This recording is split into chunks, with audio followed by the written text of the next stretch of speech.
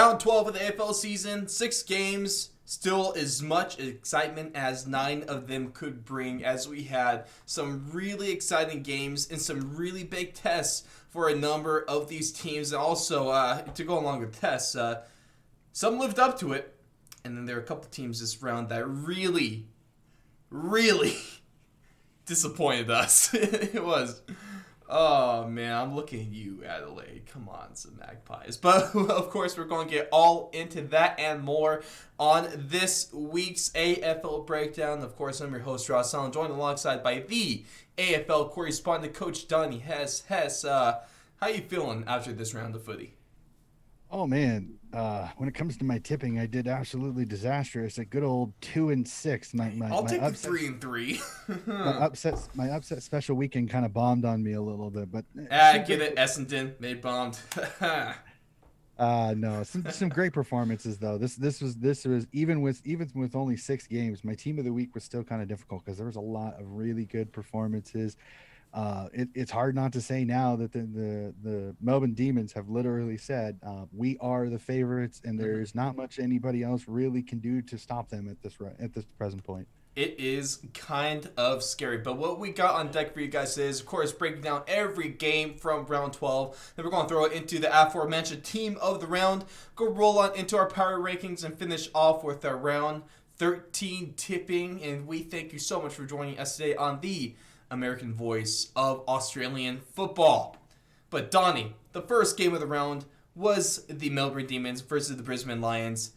And what's crazy, going off kind of what you just said, is that the Dees have played some really good competition, and every single time we go, oh, here's a test for them. I mean, we weren't going to think that for the first loss against Adelaide, but let's not count that because that was just, I guess, an anomaly at this point.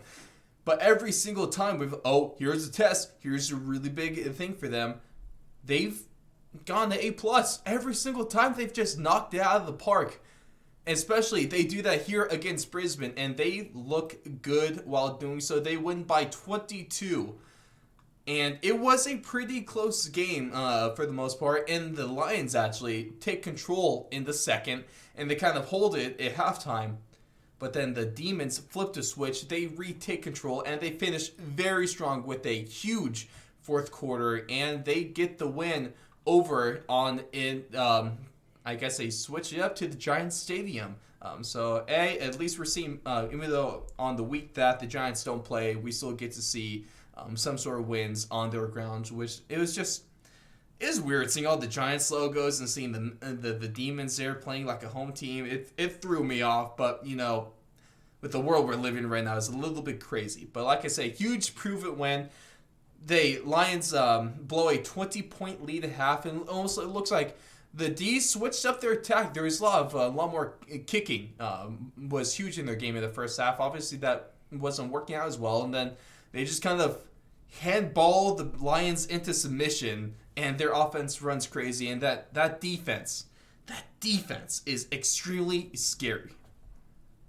And for the first half, though, Brisbane was touching up this Melbourne team. They were really using the footy really, really well. And Melbourne just could not get a hold of the footy at times. But the D's Goodwin pulls together his troops. He kind of makes a few quick adjustments. Like you had kind of said, he kind of went to more of the handball through the corridor, a lot like what the Western Bulldogs did. And the Western Bulldogs touched up this Lions team. So I think he kind of took a little bit of what Luke Beveridge did earlier in the year, and it really, really helped because it got the D's momentum going. And once the D's got going, then their defense was able to recover a little bit. They were able to kind of work out how they were going to handle Danaher and Hipwood and Cameron. And really, after halftime, Brisbane could not get it out of their own end. They were bombing it down the line to contested, and Petrarca, Oliver, gone. That midfield for the Demons just absolutely dominated. A youthful and very good, skilled Brisbane Lions midfield. And this was really a great game.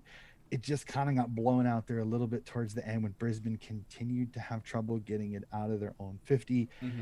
Demons team is legit. Like, it is hard to not say that this team is a flag contender / favorite Mm-hmm. at this point. But don't sleep on this Lions team too much. I Yeah. think they'll learn from this a little bit.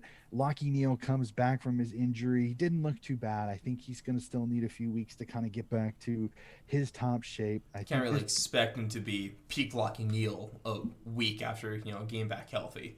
No, and he still played a quite a good game for his first game back, and I think this was a really really good game. I thoroughly enjoyed it. I think it was just more of one of those that the D's defense really helped them out in the Mm-hmm. second half because they really kind of pushed their wall, shall we say, of defensive hold to about midfield, and Brisbane just got stuck and just Yeah. could really not penetrate it. And once the D's get going, when you've got Keziah Pickett and Tommy McDonald kicking goals up forward, Petrarca kicking goals, Oliver's everywhere, Max Gawn's playing really well. This was a great Demons performance Mm-hmm. for sure. And I'll take one moment really quickly. I don't know if you saw this, Ross, but on my tweet, I took a little bit of I got tweeted at a little bit about my team of the week last week. Uh-huh. Yeah, I he got a I little felt bit I of flack for that one.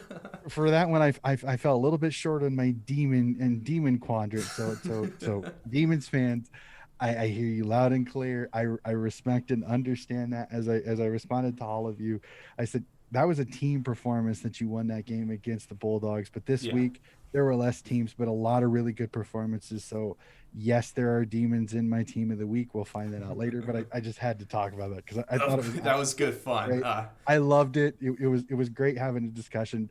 Both the guys, a couple of the guys that I talk with, Mhm. are really good pals of mine on Twitter. Man, So all so I know I is think that my biggest takeaway from getting into footy is that Australians do love a good bit of banter. oh They yes are they do. not shy to speak their mind, so we say, especially in the YouTube comments. We love you all.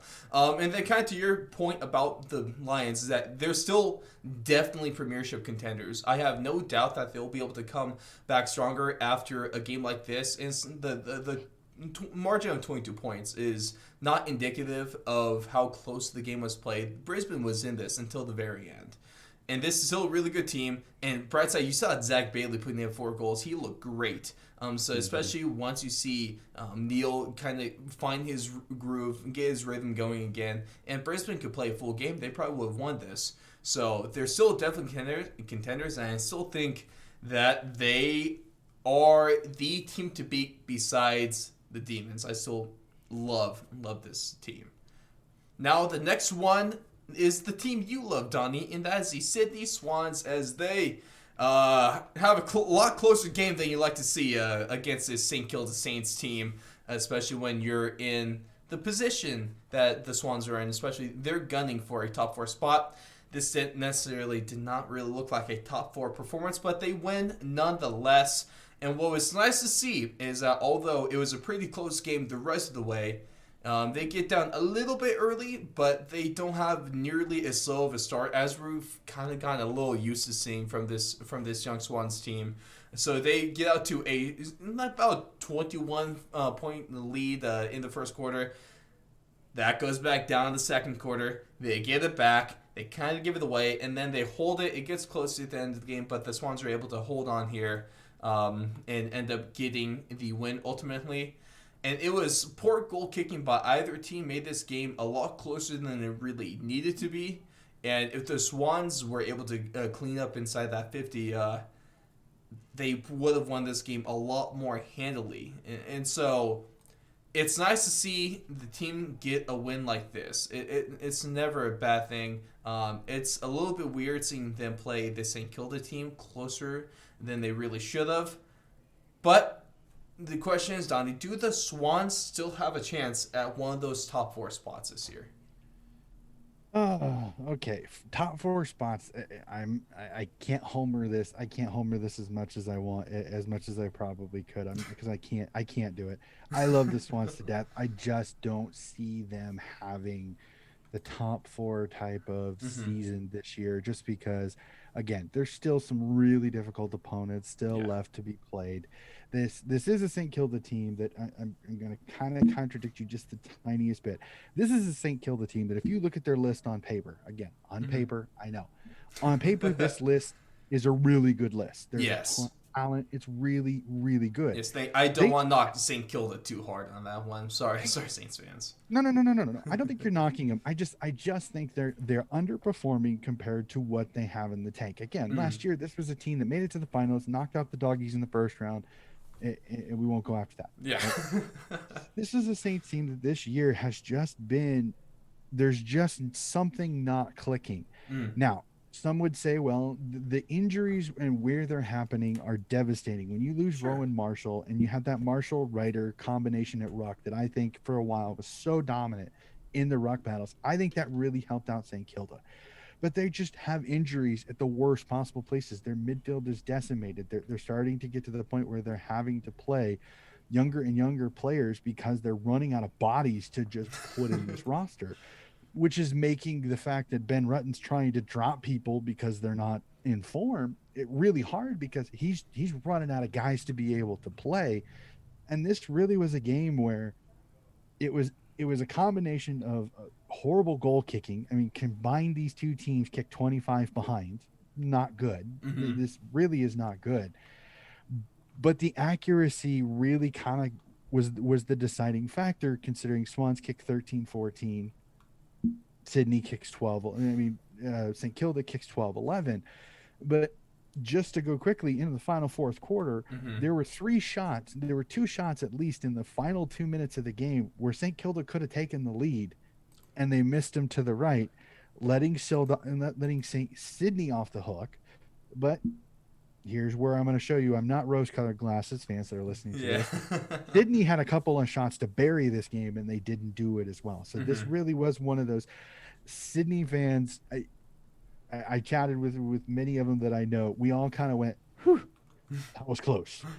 They won the game. That's great. You go into a game against Hawthorn, another one that you should win. But these are games that are scary because you're expected to win. And you just never know. I said that in the preview last week. I said this game scares me because St. Kilda has the skill to be able to play with Sydney. They just haven't performed. This was a much better performance than some of the St. Kilda performances we have seen earlier this year. I mean, when St. Kilda's getting beat by 9 goals 4 times, I think a lot of Sydney fans were going, "Please let us have that team." Right. But it didn't happen. This was the much more improved, better St. Kilda team, and Sydney pulls out a tough, hard win. This isn't as ugly a win as some people would say. Was it ugly? Yes. And as I've stated, bowling shoe ugly is a perfect example of how this game was when it comes to goal kicking. Mm-hmm. But it's a win. It's a tough win. You take 4 points. You get for Sydney. You get Logan McDonald back in the game after a month off, which is really good for a young guy's talent to kick a couple of goals early, still make an impact on the game. You come out with no injuries. Everybody seems healthy. You go into one more game before the bye week, and then you can kind of get some rest into some people before you head on to that really tough second half of the season. Yeah. Definitely gonna be interesting to see if the Swans. There is a decent chance, like it's still at the top four. Probably gonna need a Geelong to fall out and then jump Port with that. I think they do have a good chance to top, at least top Port in this one, just because I still don't know what to expect out of this Port Adelaide team. But I guess we will just have to find out in this last stretch of 10 games of the season. Well, and we'll find out really quickly because the first game back after the bye for Sydney is Port Adelaide in Adelaide. Love that. Hey, that's going to be one hell of a test for these young Swines teams. So, Yeah, super so excited about that one. that'll And that'll be a fun one there, especially because they'll have played, like I said, Carlton, St. Kilda, Hawthorn going into the bye week, then the bye week, mm, and then you get Port at Port. So like I said, there's your tester. They go win that game at Port. I might be changing my tune a little bit when it comes mm-hmm. to the top four at that time. But as of right now, just from like I said, we've played. Sydney has played lackluster teams and have played a little bit closer to them than I think they should have. I still like how Probably Sydney should have. plays down to their opponents more often than they really should. I think it might even be a tiny bit of game style sometimes too. How the game goes. I know earlier in the year when they had Campbell and Goulden and McDonald in. They were a Mm-hmm. little bit quicker. They both have been sitting out a little bit, so I think some of the speed of the ball is kind of slowed down a little bit. But the good part is they're still in games, Mm-hmm. so it's really kind of see how Sydney performs as they start getting some of these youngsters back. Like Goulden and Campbell should be back here in the next 2 or 3 weeks. So we'll have to see, does that change the game back to a little bit more quicker ball movement than we've seen the last couple of weeks. Just so you can go back to what they were doing real good at the beginning of the season. Now, the next game was one I was really looking forward to. Kind of what Dunny went into at the beginning. This was both of our underdog games, and we both tipped Essendon on this one because if it was going to be Essendon win, this is almost a perfect storm for that. But while Essendon did hold strong for a good majority of this game, they had this game in their sights. Um, it kind of fell through at that last little bit, huh? Because, man, when you have a team like the Richmond Tigers and you're able to score 7 unanswered goals, sorry, not completely unanswered. The Dons had one behind over that string of 7 goals to cap out the game. That is extremely scary and absolutely devastating. Because Shai Bolton and Desi Martin, they both shot in this game. They get 3 goals. Shai Bolton looked magnificent in this, kicking a couple really nice goals.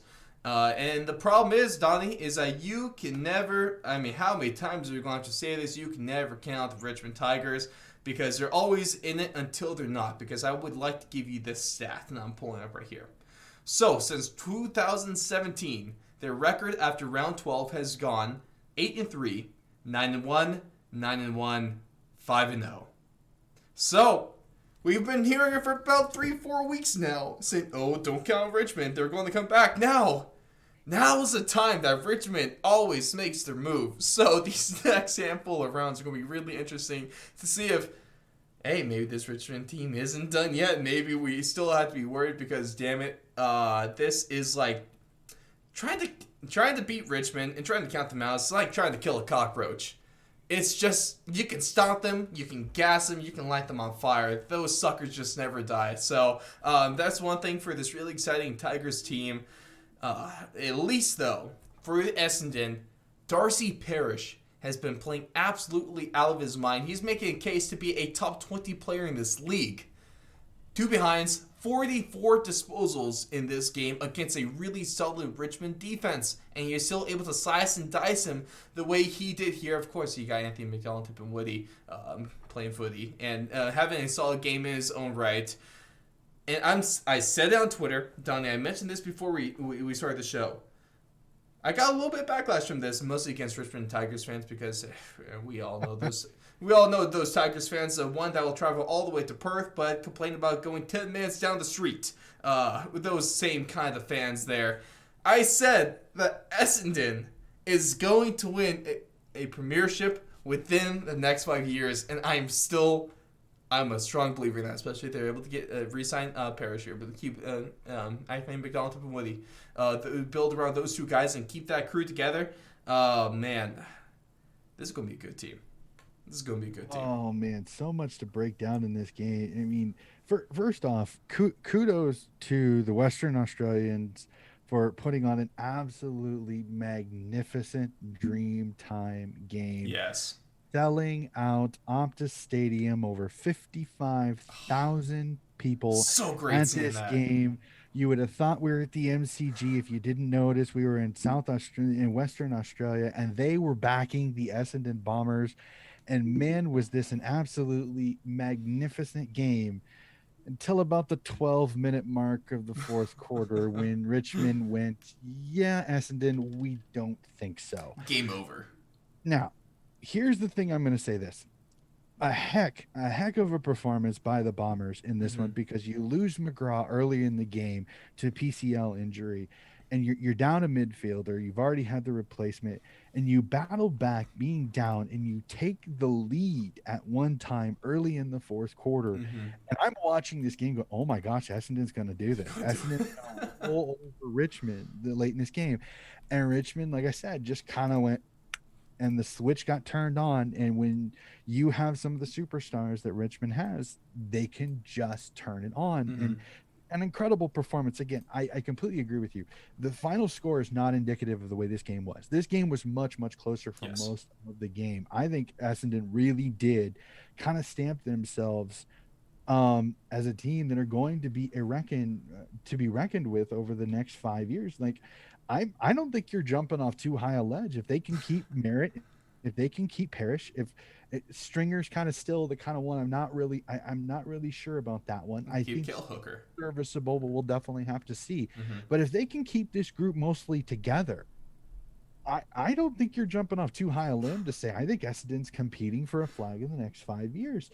I think Richmond fans are upset because I think Richmond fans are starting to see that they're running into the problem now is they have to re-sign Shai Bolton. They have to re-sign replacement for Toby Nankervis, Marbio Chol, who had a heck of a game in this game as the backup ruck. Callum Coleman Jones is having a breakout part of the year, and all three of them need to be signed. And Richmond's running out of money. So they're really getting to the point where, like I've kind of said a few weeks before, is teams are starting to pillage this Tigers depth. Mm-hmm. And eventually the well's going to run dry on the Tigers. They're not going to be able to just go, well, come on, next person in. Come on, next person in. Mm-hmm. The system will work. But eventually, once you take talent away from a team, they're eventually not going to have the good enough talent to be able to replace it. Honestly, Shai Bolton is probably the one the Tigers want to sign the most. But Shai Bolton has already said he doesn't want to sign until after the season. Well, that really throws a wrench because they want to sign Marbio Chol. They want to sign Coleman Jones. Mm-hmm. But if they can't sign, they don't want to try to sign those two because if they sign those two, they may not have enough money for Bolton. Bolton then goes to another team. Well, Bolton's a bigger loss than Chol and Coleman Jones. So combined, again, yeah. That's up for debate a little bit. I think I'll debate that. I'd rather take Shai Bolton over those two. It depends on where they go. Like I think if Coleman Jones goes to the right team, he could be that dominant. He could be that dominant full forward because he's stepped in for Lynch and done a really good job on that type. Yeah, he has. And it's hard. And he's to find earned guys. A good contract too. Is the thing. He's earned that. Exactly. And Marbio Chol came in, like I said, and replaced Nankervis and absolutely had an absolutely ripping game. Mm-hmm. And his fun part is this week he gets to go up against. He potentially is going to go up against Nick Natanui if Nankervis can't go. Now, if Nankervis comes back, now the question is, does Chol stay in the lineup or does Nankervis come in? And if Nankervis comes in, do they keep Coleman Jones in as well? So now you've almost got a little bit of a selection, interesting little dilemma for Hardwick here. Mm-hmm. But no, I mean, Richmond they have the Richmond type of performance. The pressure was absolutely insane late in the game, and the big boys came to play. Mm-hmm. And that's just a simple way to say it. Now, to address something that you did say, Darcy Parish is 44 disposals. That is an all-time Essendon record. No Essendon player has ever had that many disposals in a game. That is an Essendon record, and Essendon is over 100 years old. So that's a really impressive record. But Darcy Parish is really making things interesting, even for their signing, because they do have to sign Merritt. They have to sign him. Stringer's still available. So there's three guys right there. So Essendon's almost running into it a little bit too. Is that, do you pay a big deal? Can you talk Merritt into staying, but can you keep Merritt and Parrish's contracts a little bit lower in pay, so then you can keep everybody together with this team that's got a lot of young superstars that are gonna explode here very, very soon, in a team that I completely agree with you. This is if they can keep everybody together and healthy, this is a team that can be a flag competitor very, very soon. Mm-hmm. Hey, it's a good time to be an Essendon Bombers fan.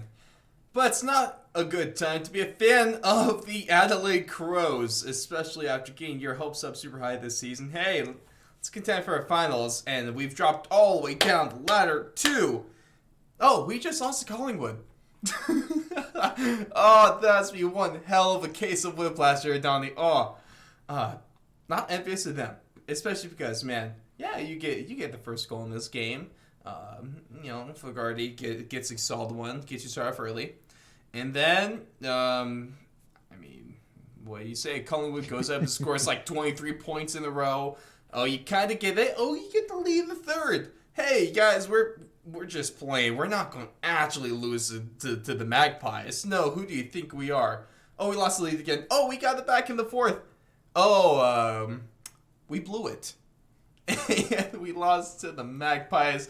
Nathan Buckley stays alive with his career, possibly with Collingwood. I guess he's not going to be leaving yet. Man, but this was just a gut-wrenching loss for the Crows that have... how often do you see this? A Collingwood squad that kicks twice the amount of goals as they do disposals. Now, that was a fantastic sight if you're a fan of them. But for the Crows, you're kicking 10-13, and your stud, Taylor Walker, the guy that every game you win is essentially because of him. He kicks 2 goals and 6 behinds in this one.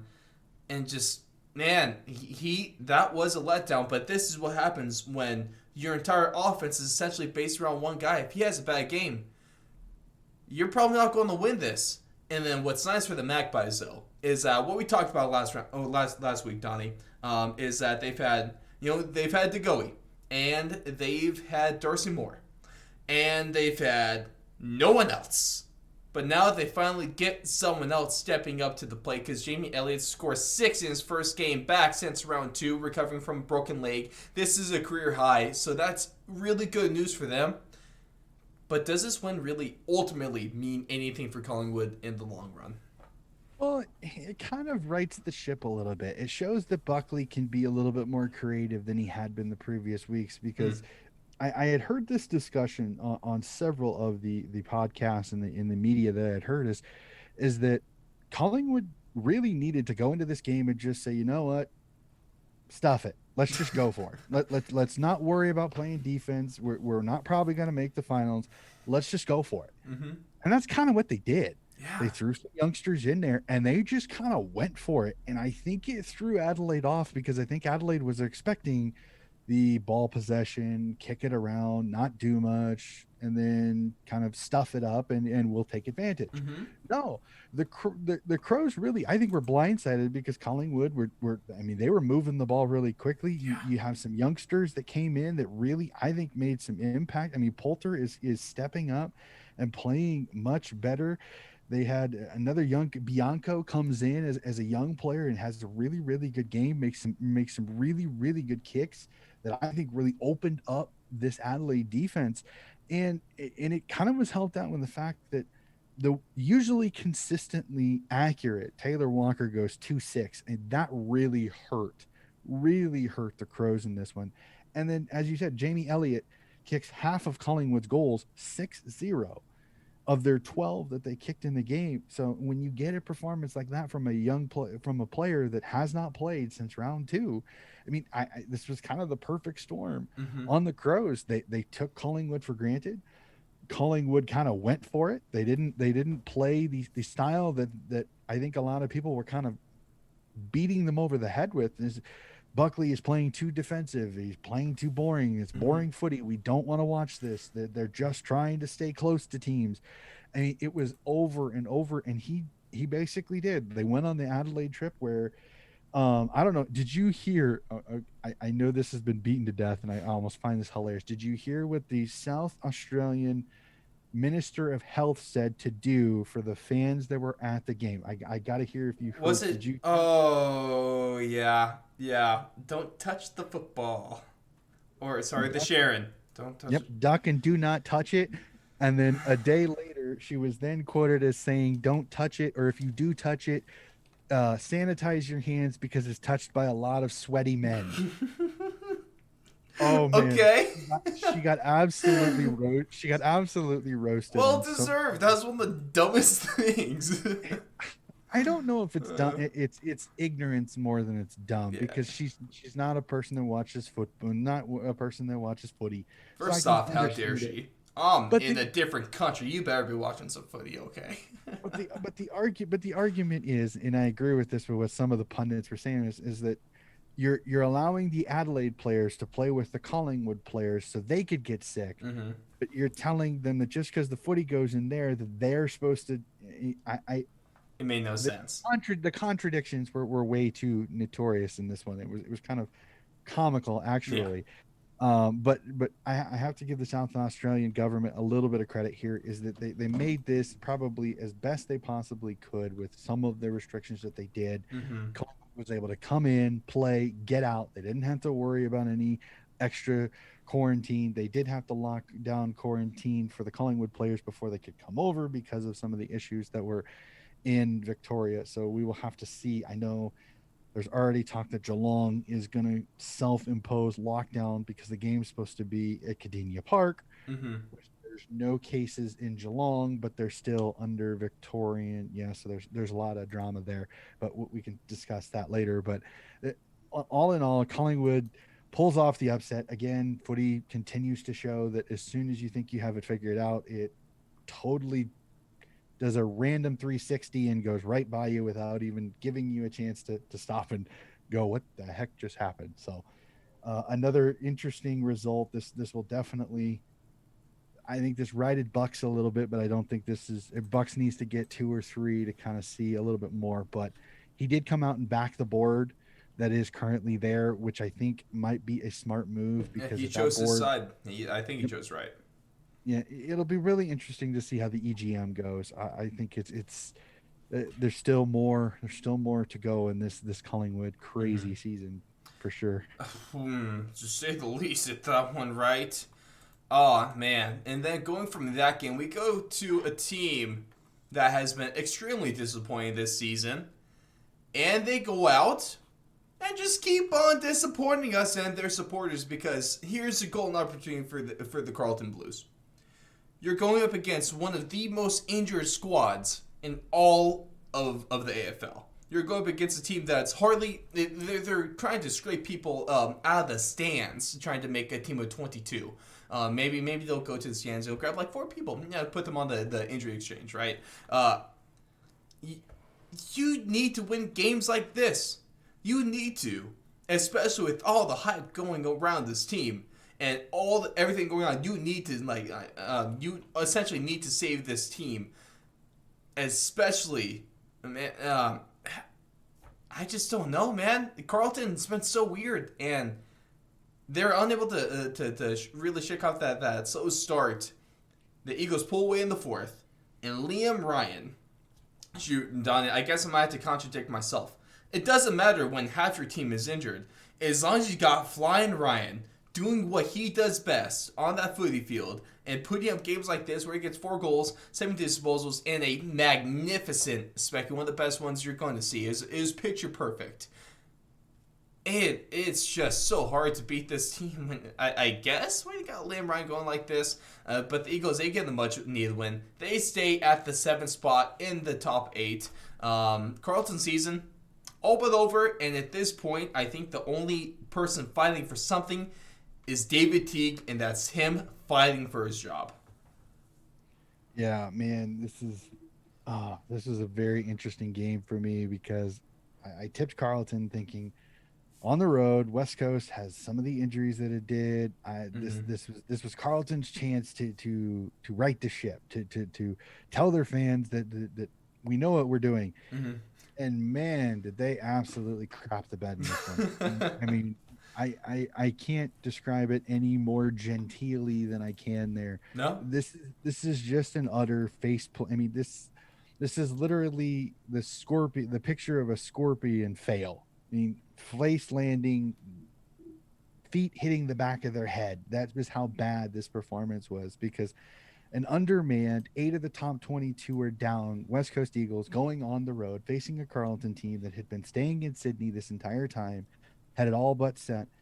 And it just, again, the defensive, it just inexcusable errors on Mm-hmm. their defensive end are just absolutely destroying this team. When I, I am speechless with the way this game turned out. Like Right? I cannot find the words to describe how infuriating. And I'm not even a Carlton fan. Like I can only imagine how some of the Carlton fans in Victoria are going right now I feel because almost helpless at this was this a point, team at the man. start of the year. So many people were saying it's finals or bust with this team. This is a Mm-hmm. team that can make the finals. They bring in Sod. They bring in Williams. They've still got Cripps. They've still got Walsh. They've got Harry Mackay, who everybody says is the breakout full forward, which he does. Now, it doesn't help in this game. Harry Mackay takes a tumble, lands on his freaking neck, and That's is a, concussed and is out for the game. at Eight least it's a bye 8 minutes. week that he's missing, Yeah. but that was a nasty hit. Yep. Well, I guess a little less of a nasty hit, more of just an awful landing. Oh yeah, it's the whiplash effect. I mean, like you said, he's lucky that they have the bye this week, so they won't have to worry about playing. But that really did take a lot of momentum out of Carlton's sails. But they still got so many guys that can kick goals. It was utterly putrid. Mm-hmm. I mean, there's nothing Eddie Betts can do when there's so many mistakes made on the defensive end with lack of preparation. I don't know what it is. Is the game plan absolutely not being taught right? I don't know what it is. Like I'm just baffled. I'm speechless just trying to figure out this Carlton team because Mm-hmm. man, just nothing is going right on the defensive side. And no matter what they do, they'll put up points, but they give up points, and that's another lost season. So many in a row, and I hate to say it. I think David Teague, his days at Carlton might be numbered if this external review slash internal review goes a certain Mm-hmm. way. He could find himself unemployed And the because stuff the is, Carlton fans will not accept this anymore. They've no. dealt with it for 12 years now. They don't want any Mm-hmm. more of this. And what's tough for David Teague, though, is that this is really his first full year as a coach with him because when he stepped in, it was that COVID year. And that was something that's no situation you want a first year coach to be in, you know? That's just, at the least, Donnie, not ideal. Not Well, ideal to be in that. technically he caretaker coached the year before in Yeah. 2019. He All right. caretaker coached and kind of brought them back after some not so good performances, and Mm-hmm. they actually won a few games late in the year, which I think is the other reason why so many people were super excited going into the season. Because I agree with you, last year was COVID destroyed, so a lot of people kind of gave a lot of the coaches some I mulligans, guess shall we say, when it give them a comes little to bit of last year. leeway in your Well, judging of them. just because last year was so different. Yeah. Most of the games were in hubs. You had no fans for Mm-hmm. 40% for over half the Yeah. season. So going into this year, when everybody thought, well, it's going to be much more Mm-hmm. normal in Yeah, and quotations like here. something I was getting to is that he has no excuses this year, right? Well, Well, he has excuses with the injuries, but a lot less, and especially with how picky of a team that maybe picky is not the right word. Maybe I I. I don't know the word, but just because of how long Carlton's been going through something like this, I guess those fans. It's turning to if you know anything about the Oakland now Las Vegas Raiders, their fans impatient. Let's go with impatient. Their fans and their organization had zero patience. Sonny, I know what you're talking about. They had I think there's a string of 10 coaches in 10 years. And so mhm. obviously that's not what you want to look for. Obviously that's not a good thing to have. But um, Teague, I mean, besides the injuries, he's almost running out of time. And it might not necessarily because of his poor coaching, but just the current the overall situation with that club. You know.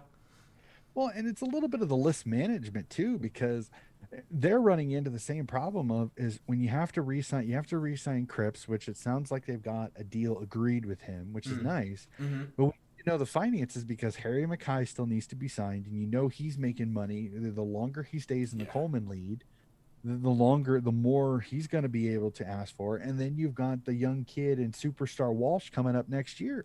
So if and the worst part is you bring in Zach Williams and you bring in Adam Sod both on good money, Mm-hmm. and neither of them are really super performing up to what their contracts state that they are being paid. Like Zach Williams is probably right now the flop signing of the entire offseason Yeah. because he's being paid a ton of money and he's not making much of an impact Mm-hmm. in most games. Now, this game, I think he played a little bit better a game, but Mm-hmm. again, there's too many errors being made on this defensive side, and Sod and Williams, unfortunately, are not helping their cases for looking like good signings right now. So I don't know. Does Carlton maybe potentially look at trying to deal one of these two in the offseason if they can, just to kind of recruit the money to be able to keep the young superstars and Cripps Mackay and Walsh still donning the navy blues. And Mm-hmm. if I'm Walsh right now, I'm seriously looking at going, okay, next season, if you want me to stay, you better bring me more to work with, Mm-hmm. because he's doing everything he can. And kind of like with Cripps this year is that there's more arguments for him to go than to stay. Yeah, it's I am not envious of those Carlton Blues fans right now, to say the least. And another group of fans I am not envious about is the Frio Dockers, because man, they really just cannot catch a break this year. Because their game, the last game of round 12, Optus Stadium, Frio, the Western Bulldogs. Frio, you're playing at Optus. A lot of times they look a lot better. They're almost similar to the West Coast Eagles. The Doggies, they have some question marks popping up around that team at this part, or at least going into round 12. But when you lose three star players for you guys that you need, Fife, Darcy, Cox, you lose all three of them within 2 minutes. You lose four guys in total this game. That's, especially against a team like the Western Bulldogs, that's obviously just spells nothing but disaster for your team. And that's ultimately ended up what happened. Also, a classic, more behinds than goals game for the Frio Dockers. I feel like they've done that all but like maybe one or two games this year. So obviously that's not good. But for the Western Bulldogs, it wasn't a perfect game for them either by any means. They also go, I guess, negative on the behinds with 13-15. It wasn't it was a good win by the Western Bulldogs, but if you really want, if you're looking like the Doggies that we saw when they were still undefeated, and the Doggies that are supposed to be contending for premiership, you like to see a lot more of them from this game, and I would like to see the game be put away a lot sooner, especially against a poor team, even with those players, and they're even worse without them. So, a win's a win.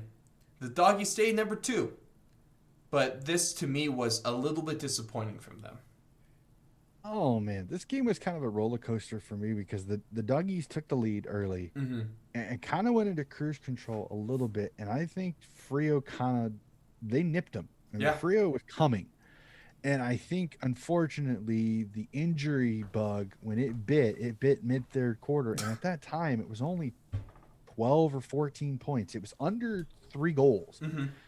And I went, oh no, here we go. And it's kind of what happened. Unfortunately, when you lose your starting ruckman, your best midfielder and best player, and one of your better defenders, all in the span of 90 seconds, Mm-hmm. and you had already lost Griffin Logue earlier in the quarter when it was that absolutely amazingly devastating collision with Aaron Naughton in a marking contest.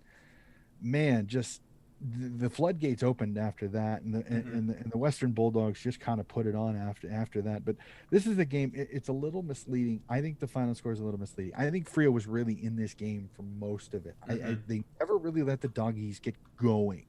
They had kind of contained them a little bit, which I thought was rather impressive for an undermanned, highly injured Frio Dockers team. There's so much skill on this team. It's just the injuries are hitting them in the worst possible places. Their defense is absolutely ravaged. And then when you take out the best player on the entire team, a guy that can make an impact at any time in Nat 5, Mm-hmm. and he destroys his shoulder to the point where now there's questions of will he be back at all the rest of the season, because this is the surgically repaired shoulder. Yep. That doesn't help. Your number one ruckman goes down. So what's their ruck stocks after that? So this is less about the loss here in this individual game, because I think many people thought the Western Bulldogs would win this one, and Mm-hmm. and they did. I agree with you. Not as impressive as years before, but when Liberatore comes up big, Bontempelli again, all Australian form comes in, Mm-hmm. it's hard to beat them. But this is more of a devastating loss for Frio in their season, because those three losses on their roster could be the reason that they don't make finals, because they just are so devastating. And Mundy can do so much, Brayshaw can do so much, but man, you lose Fife, you lose Darcy. There's your midfield destroyed there because now you're going with a secondary ruckman, Mm-hmm. and just it absolutely is destroying. And I feel so horrible for the Frio fans, and we've got so many that we you and I know Yeah. contact a lot.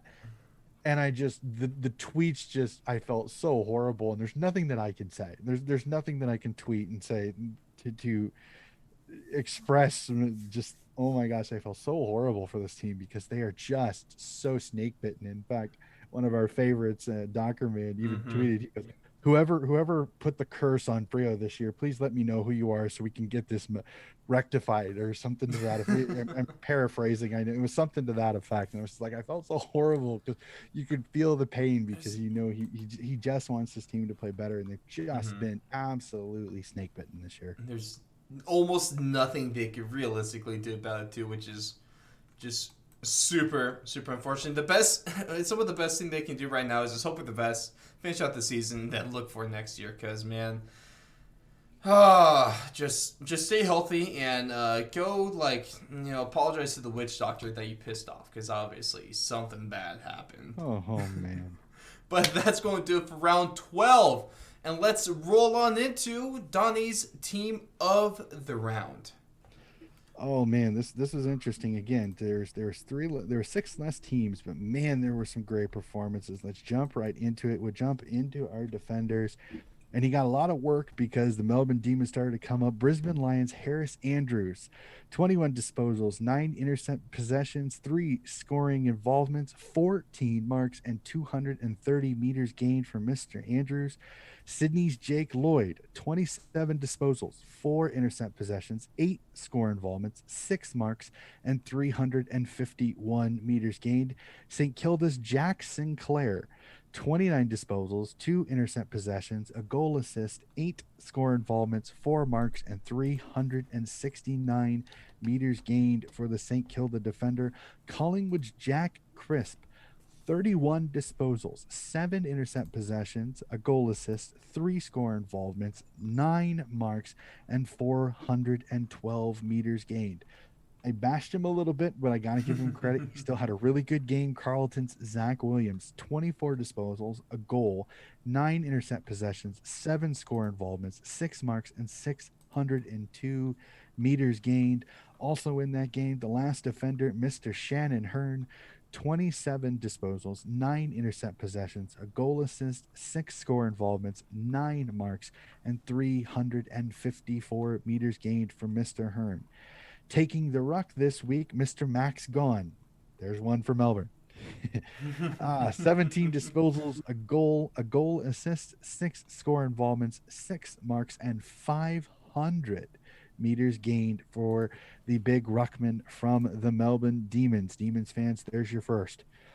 Midfielders, Richmond's Dusty Martin, 27 disposals, 3 goals, 2 intercept possessions, 6 score involvements, 4 marks, 5 clearances, and 426 meters gained for Dusty. Essendon's Darcy Parish, as we said earlier, a new Essendon record, 44 disposals, 2 behinds, Insane, man.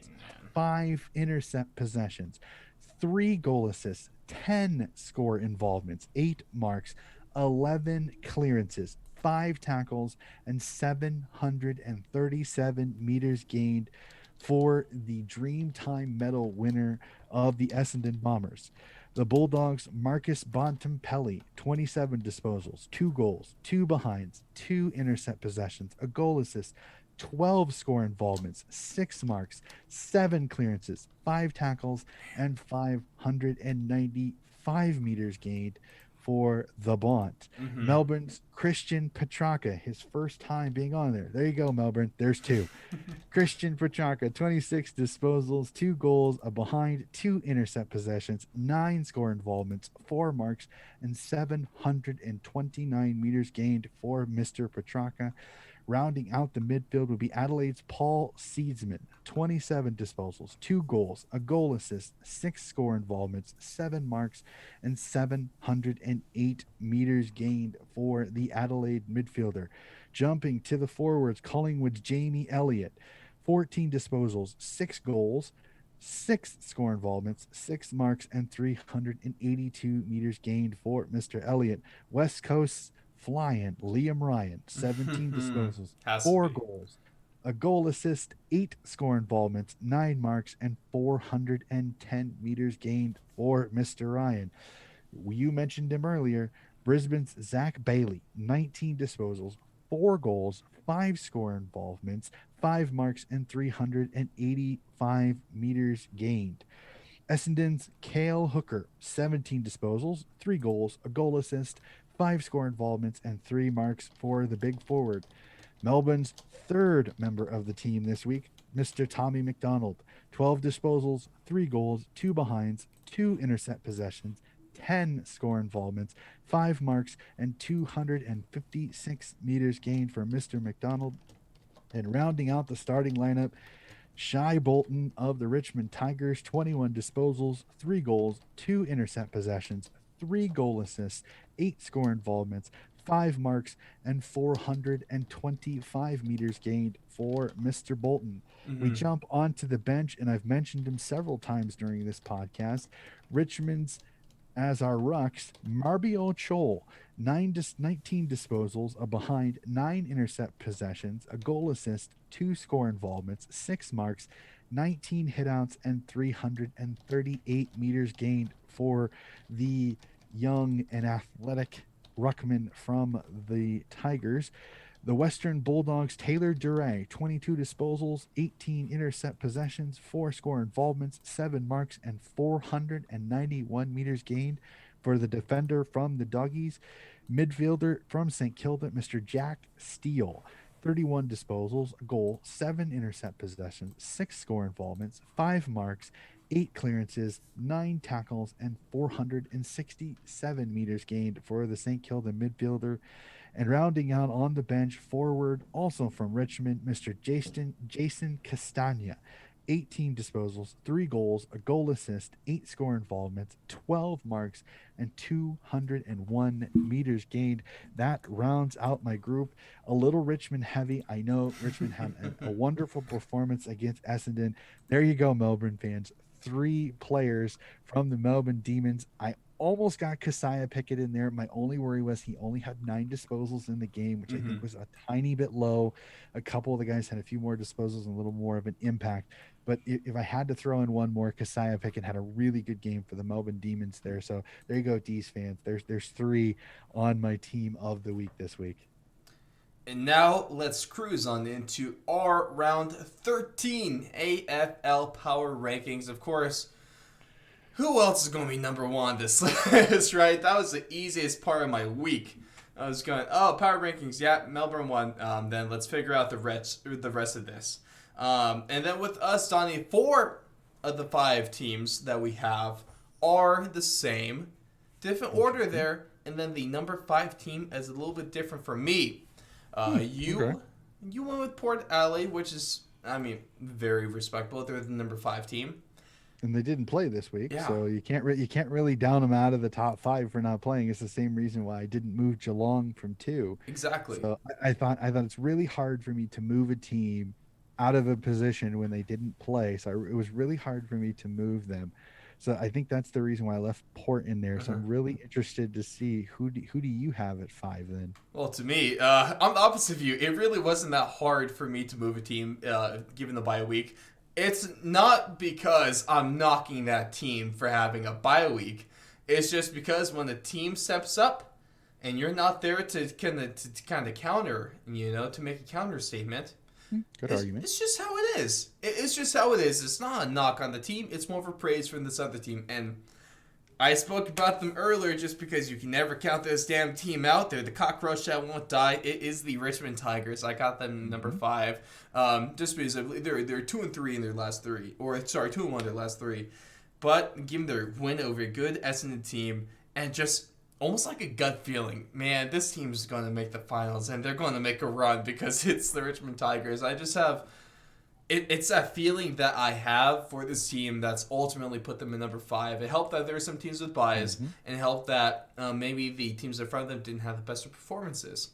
So, Richmond, and it's always, I feel like it's a good thing. I could rest how are you going to argue one the team with the best player and the team that's been the best over the last handful of years? So Brisbane's going to be right there. Then over at number 4 for us, man, you kind of fell off the bandwagon a little bit this round after what Melbourne did to them.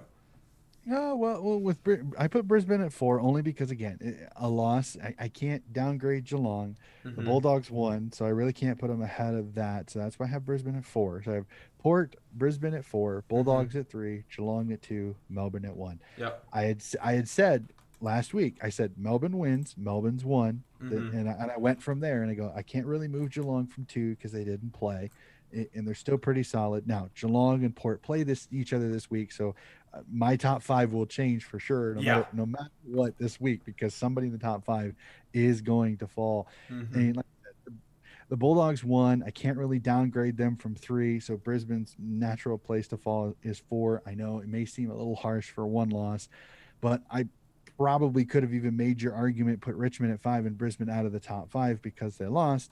But I didn't really feel like Yeah. Brisbane downgraded that much. So this is one of those, again, there's still a lot of footy still left to be played. There's arguments for every single team. There's so many good teams this year. You could almost make an argument that Sydney could even be in this with Mm-hmm. winning 2 of their last 3 and 4 of their last 5. So there's definitely form arguments for Sydney maybe even potentially getting in there. But for me, they're Mm-hmm. playing some not as strong a competition. Maybe after the bye, we'll definitely have to see if they come back in that Port game. So I'm interested. How's your 5 stack up? So you have Well, Richmond at so I got Richmond, and then obviously Melbourne number 1. So the middle 3 is I actually kept from last round. I kept my 4 and 3 teams the same with the Western Bulldogs and the Geelong Cats. Mhm. With Geelong, it's mostly because I still like them. I don't love this team. Mhm. Then even with the bye week, I still feel comfortable that they deserve this middle of the pack spot for the top 5. For the Western Bulldogs, it's I might be being a bit harsh on them with this. I might be harsh on them keeping them at number 4, but I really didn't feel I they disappointed me quite frankly with the game against Fremantle. I expected a lot more Sure. out of this team. And if you want to be one of the top teams in the league to contending for like a legitimate premiership contender, you have to beat up this battered and poor and underperforming Fremantle team. You have to. You can't have this game be as close as it was. So, Western, number 4, still a lot of potential to move up, though. Geelong at number 3. And then Brisbane, I just bumped them down from 1 to 2 because it was a very close game. It was a very well played game, and I am still hot on this Brisbane team, and I still have a lot of faith and confidence in them. So I'm comfortable knocking them down a notch because obviously they're not the best team in the league anymore. But I still like this team more than the other 4 on this list, or the other 3 on this list. Yeah, just this was there's so many good teams this year that this Power Five could be flipped in so many So much different fun. ways, just depending on it. And it really is. And again, it's like I said, my 5 is gonna take a very interesting turn considering the first game of the weekend. As long as Mm-hmm. everything stands good, and if I just saw a tweet from a friend of mine who lives in Melbourne, it sounds like restrictions may start to slowly be eased as early as Thursday. Oh, love it. So that is really, really good. I'm hoping, yep, it was just retweeted. We're on track to change restrictions on Thursday night, which is good. That is absolutely marvelous. I really, really hope that is true. I want to start seeing the footy back in Victoria and the footy having fans who are not all playing in New South Wales. Not that I don't love that New South Wales is getting the exposure for footy, especially for both of our clubs. I think it is great. But unfortunately, a couple of very dour performances when it comes to fan support. The West Coast Eagles and Carlton Blues, if I heard right, only had about 3,700 fans in a over almost 40,000 seat Mm. Sydney cricket ground, which is quite low. So no, I'm super excited. I think these next few rounds are going to be interesting, especially with the adjusted fixture list with Richmond West Coast being moved up a week due to some of the restrictions. So Richmond and West Coast will actually play the 7th game this round Next round after this in round 14 will only be 5 games. So we'll have some interesting conversation over these next couple of weeks with the kind of odd number of games that are going to be played over the next 2 rounds. Isn't it just the best? At least we don't get 6 games this round. We get the 7, so that's more footy, but then we get less footy. So really is what it is at this point. So you can kind of take what you want. But Donnie, let's cap things off with our round 13 tipping, and hopefully we do better than we did last round. And it's going to be kind of a tough pick to start us off, because at the Adelaide over, with which might help your pick out a little bit, we have Port Adelaide and the Geelong Cats, a huge matchup of 2 top 4 teams, and this might be able to determine who makes it into the top 4 and who doesn't ultimately at the end of the season. And I got to tell you that I'm going to roll with the Geelong Cats, mostly because I have less confidence in Port Adelaide than I do in Geelong. Okay, a very good tip. Now, I will remind you of something. What have I been saying about the Geelong Cats over the last 6 seasons when it comes to bye weeks? Don't bet the bye week. Yeah, considering they have not won a game after a bye week in the last 7 or 8 times that they have played. I'm gonna go with Port on this one, only because I don't know what it is about Chris Scott. The other thing that really kind of scares me is that it sounds like Geelong could have as many as 5 players back from the injured reserve, with Guthrie, Duncan. There's talk of Dangerfield. Mm-hmm. Blitzovs, and I think there's one other one, could all be back in the lineup this week, and that's a little high of an exchange from week to week. Yes, you had the bye round in between there, which I think was nice for some teams because they could get some guys healthy. Mm-hmm. But I'm gonna go with Port. Port's at home. They always play well at home. Geelong sometimes struggles on the road, and with these restrictions, sometimes in this bye week could actually, it gives them rest, but can also give a little bit of rust to this older Geelong team. But it is much more of a coin flip than it would have been a few weeks ago if Orazio Fantasia was still healthy for the Port Adelaide Power. I think the Power have just enough.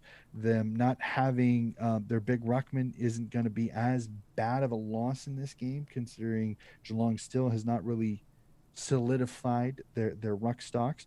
So I'm gonna go with the home team here and the voodoo on the bye weeks, and I'm gonna go with Port Adelaide on this one. Next one is going to be the Sydney Swans and the Hawthorn Hawks, and it always seems like no matter how good one of these teams are, how bad the other one is, in this case Sydney good, Hawks bad, it's almost never a blowout, or at least it's never as big of a win as it should be. It's almost always a good contest, which is nice. That's kind of why I disagree with the money line if you pay attention to those. Right now the Swans are $1.14, Hawthorn at $5.75. I think it should be a little bit closer to that. Still going to ride the favorites on this one. I'm still going to go Sydney, but it's probably going to be a closer game than it really should be. I agree with you. I think Hawthorn comes to play. It's Friday night footy, so this is going to be a prime time audience. And here's the fun thing: is can Sydney get out to a good lead? If Sydney can get out to a good lead and frustrate this Hawthorn team, that I think is still kind of having some players check out occasionally, then I think Sydney can run away with this. If Hawthorn can stay in the game, they can get to the midway through the third quarter and they're within 2 or 3 goals, then I think the game tightens up a little bit, and I think this is a close game. But it's all going to kind of depend on Sydney. Can Sydney put their foot down and put the foot on the proverbial throat of Hawthorn and end this game quickly?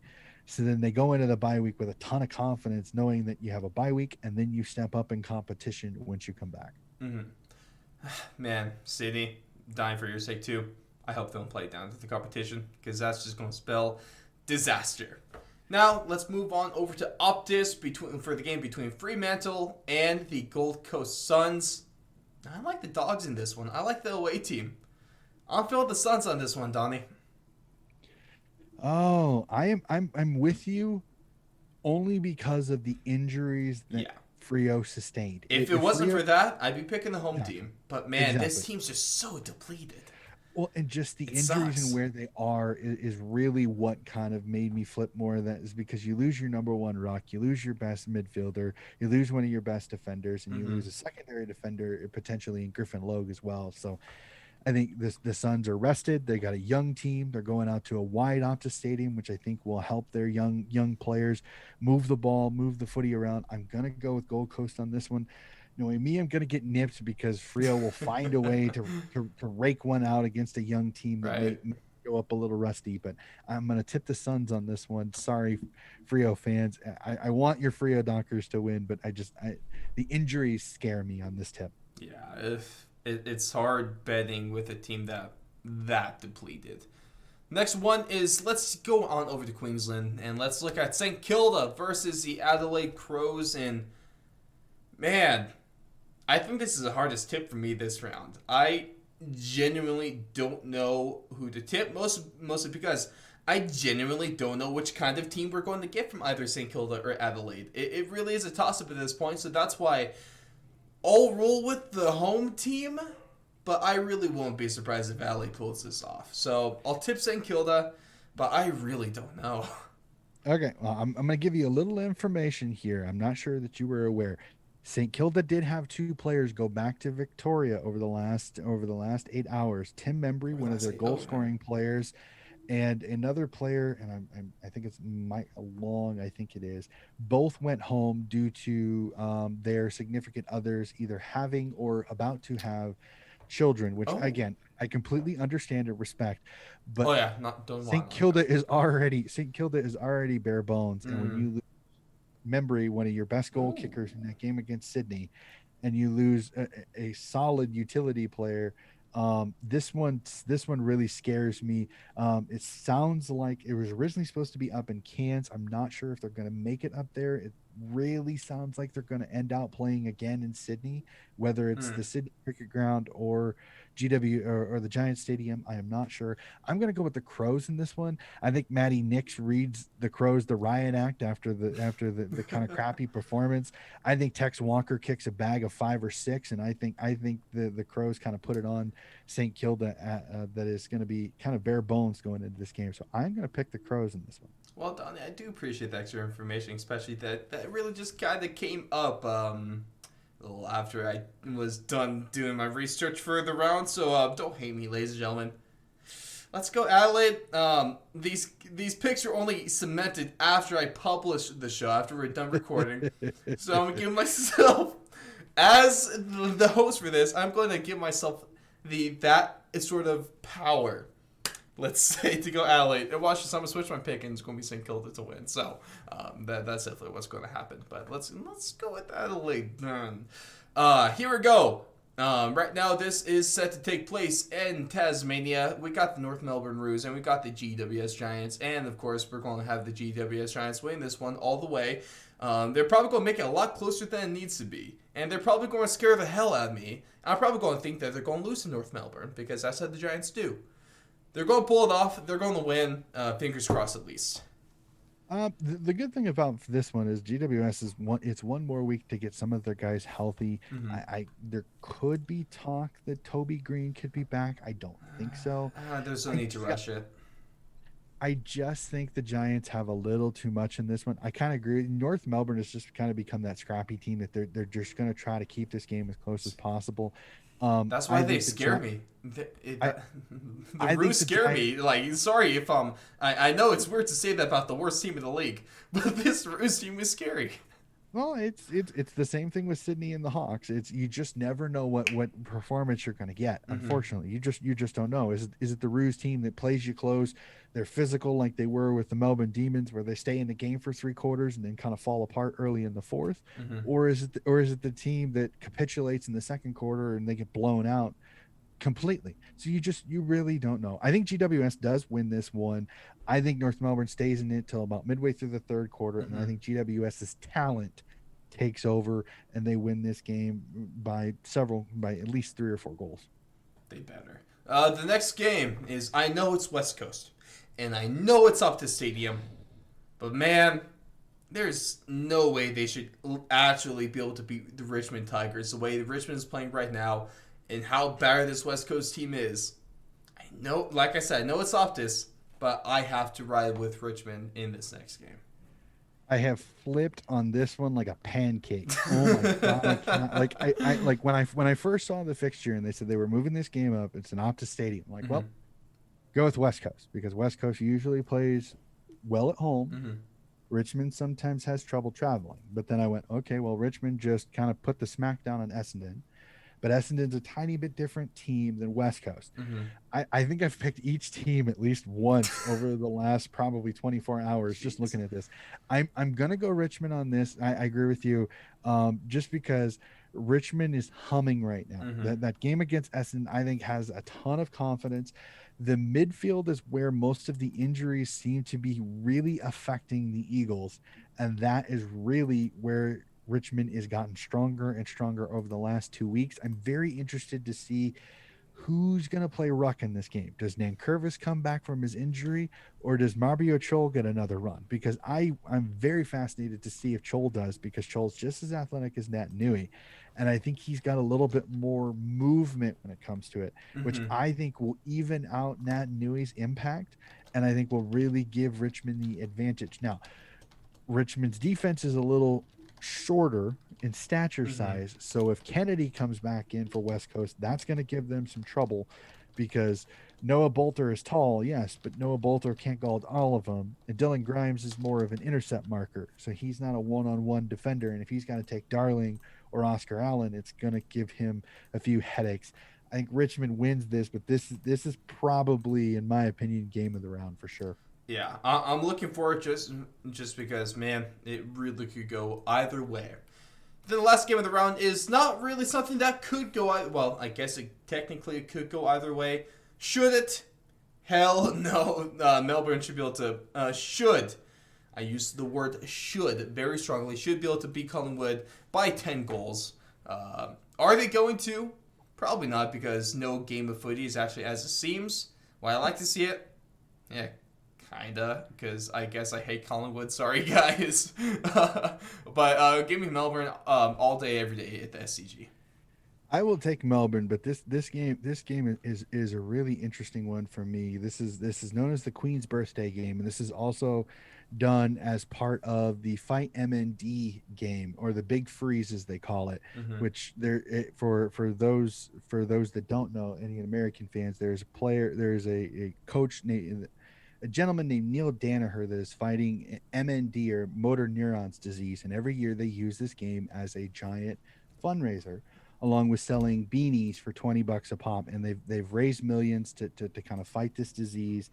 And unfortunately, this may be the last year that we have Mr. Danaher with us, Mm-hmm. where he fully functional. Unfortunately, this game has a lot of meaning, and it sounds like the way it has been officially moved from the MCG to the SCG. The sliders for the Big Freeze, which is basically they slide down, slide into a bunch of ice water. It's kind of like the ice bucket challenge, except for they jump into the water instead of dumping the water on their heads. So that's kind of explaining that. So that'll be all over it. I can't wait for that game. I agree with you. I think the D's win this, but I think Collingwood approaches this game like they did Adelaide. I think they Mm. just go for it. They may pay for it. I think this could be a game that gets ugly quickly if Melbourne's defense holds up. If Collingwood can get a little bit of momentum early, I think they can put a little bit of fear in Melbourne. But after what Melbourne just did to Brisbane, I just don't think Collingwood has enough. I think Melbourne wins this one and they win it big. Mm-hmm. I The way this season is gone, it will not shock me if Collingwood is in this game much more than No. most people give them credit for. That's why I'm so where I. That's why I hate. This is a sport I hate tipping the most because I literally just don't know. I feel like you could have a well thought out strategy and do hours of research on each game, and you'll come to your tips that way, or you just flip a coin and it probably accomplishes the same thing. It's kind of true. I mean, so many of these games are so close because you just don't know when a team will show up and when a team doesn't. I mean, nobody saw Adelaide beating Melbourne in Melbourne. Nobody saw that coming. Nobody saw. I think there for a while, nobody saw North Melbourne winning a game. So them Mm-hmm. beating Hawthorn was an accomplishment. Sydney beating Richmond in the MCG was, I mean, there have been all sorts of performances this year where you go, okay, did not expect that one. Nope. So it's kind of the way it is. You just don't know. This one is not easy for Collingwood, and I think I don't know if Collingwood's balls to the wall strategy will work against a Dees team that is without a doubt the best defensive and probably if not even the best team in the entire competition this season. Yeah.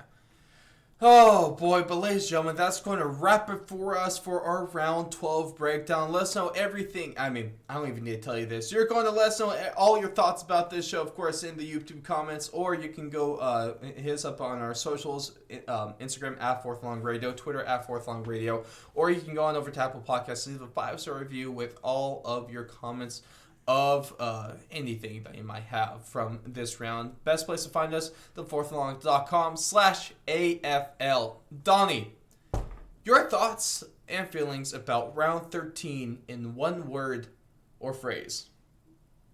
Fascinating, because there's just some of these games are just so fascinating. And you look at Port Adelaide, Geelong, both teams coming off of buys. You've got the interesting COVID issues potentially with Geelong having to go over to South Australia.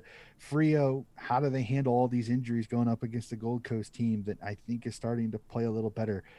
The West Coast Richmond game being moved up a week, will that affect either team? Considering Richmond flew to Western Australia for the game, are flying all the way back to Sydney to hub, and then to back out to Western Australia at the end of the week for the game. So very, very intriguing there, and fascinating to see how they're going to do the big freeze with Melbourne and Collingwood. Such a great little performance there. I cannot wait for it. So very fascinating week of footy. And I am super excited for that. Ladies and gentlemen, after that extremely exciting and fascinating round of footy, make sure to keep it here, keep it locked every single Wednesday, at least Wednesday mornings American time, Wednesday evenings Australian time. So just keep an eye out for that. And ladies and gentlemen, thank you so much for watching, and we will catch you in the next breakdown.